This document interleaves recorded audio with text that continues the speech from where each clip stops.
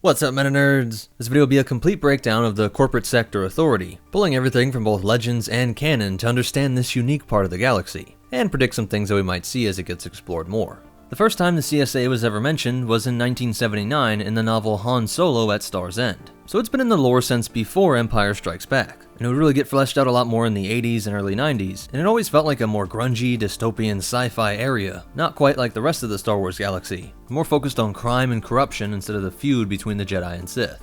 This section of the galaxy officially became the Corporate Sector in 490 BBY, and was the direct result of the Outer Expansion Zone scandal 2 centuries earlier. Circa 700 BBY, the Expansionist Oligarchy, which is exactly what it sounds like, a collection of megacorps which achieved a level of power never before seen in the Republic, and who went out to set up monopoly rule of large areas of the galaxy. In the past, some might fear monopolies dominating a specific good or service, but at the solar system scale, these megacorps would take things like the company store practice to new levels. The entire marketplace of collections of solar systems could be under a sole supplier from one of these megacorps, and many of them would ironically form their own sort of union or lobby in order to wield influence against the Republic Senate. Workers complained that they were merely serfs, just above slaves, and that their only free choice was to go homeless, while on Coruscant these flyby star systems were ignored. And these corporations could point to true figures of ever-increasing quality of life, measured in everything from food options, technology, and even lifespan,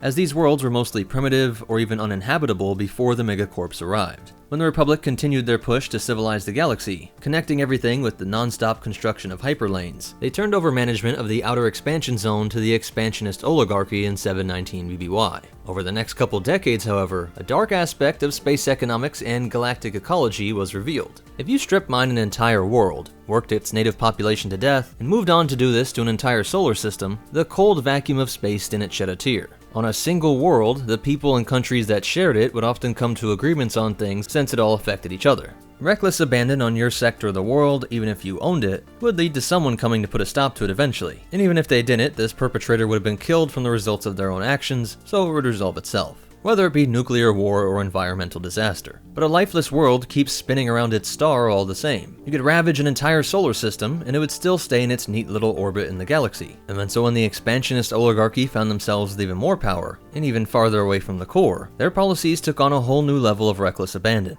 Many of these people caught in the path were uncharted, and most of them were lost to history, with who knows how many native plant and animal life that were just considered useless on planet-wide operations, clearing them to make space for settlers, or dedicating a world completely to industrial production. It got so out of hand that even the corrupt senators back home got involved, and this experiment was put to an end. With the oligarchs seeming to have been broken up, fleets of Republic ships at a scale not seen since the Mandalorian Wars spread all throughout the expansion region to be a show of force. As like the later Trade Federation, the businesses did have to secure arms and eventually warships to protect their assets in this Wild West. But they were smart enough to respect the Republic authority and just adapt to the times. While the Republic tried to establish more social safety nets in these regions, the companies were still in power, just with more of a threat that the laws passed on Coruscant would actually now be enforced. And the Republic still sold off large contracts of space to the same companies, but now with direct Republic contacts. And this did seem to work to create a better balance of innovation and freedom, with less exploitation of entire star systems. These new sectors of land also paid a flat tax on all activity in the area, and again, really think of this at scale. The most powerful country on Earth doesn't even control 1/5 of the population or landmass, but a single business could operate like a government for dozens of systems. Instead of having the Republic getting involved to tax everything from sector, system, planet, and city level, they just paid a flat fee back to Coruscant and can work out the rates within the overall legal restrictions.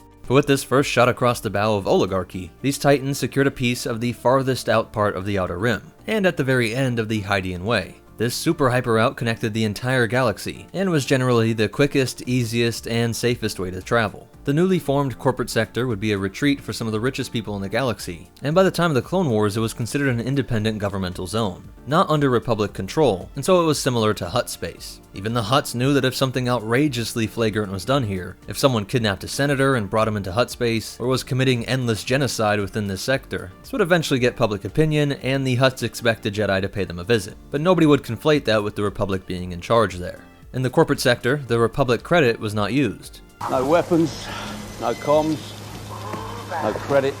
Instead, they used the Authority cash voucher, and their capital became Eddy 4, a world with blue-skinned near-humans, not Chiss or Pantoran, that moved here from the core around 20,000 years earlier. This became the capital of Cybot Galactica, the creator of everything from the 3PO and other protocol droids to workers, demolition, and military droids, the greatest rival to industrial automata.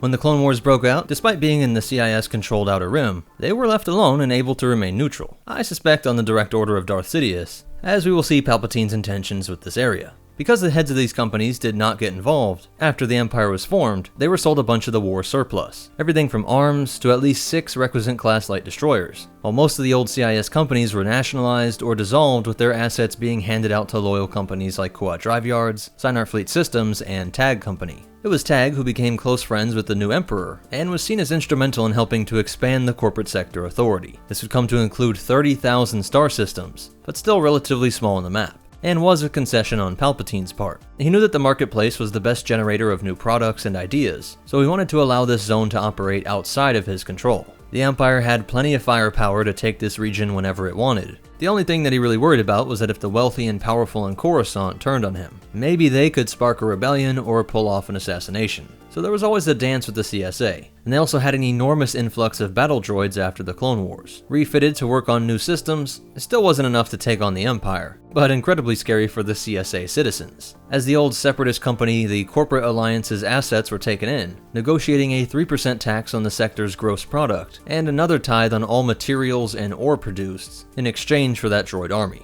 This leftover army would be used to further consolidate all of the new space that they were granted, with several short, smaller wars popping up, with the Triani being able to hold out and broker a peace deal, while the discovery and attack of at least 11 sentient species were completely covered up. The Espos, or Boys in Brown, were the beat cops, and there are now these higher level, more refined looking authorities as well. They all had access to everything from the stun batons to armored walkers and gunships, sending out prisoners to the feared secret prison called Star's End, a spire on a desolate asteroid in wild space. The security division was the military, which patrolled their territory in fleets that were a combination of all sorts of stuff. Old CIS ships like Lucrehulks and Dreadnoughts, alongside new Imperial Victory 1s, and for starfighters they mostly used the Mankvim 914 light interceptor.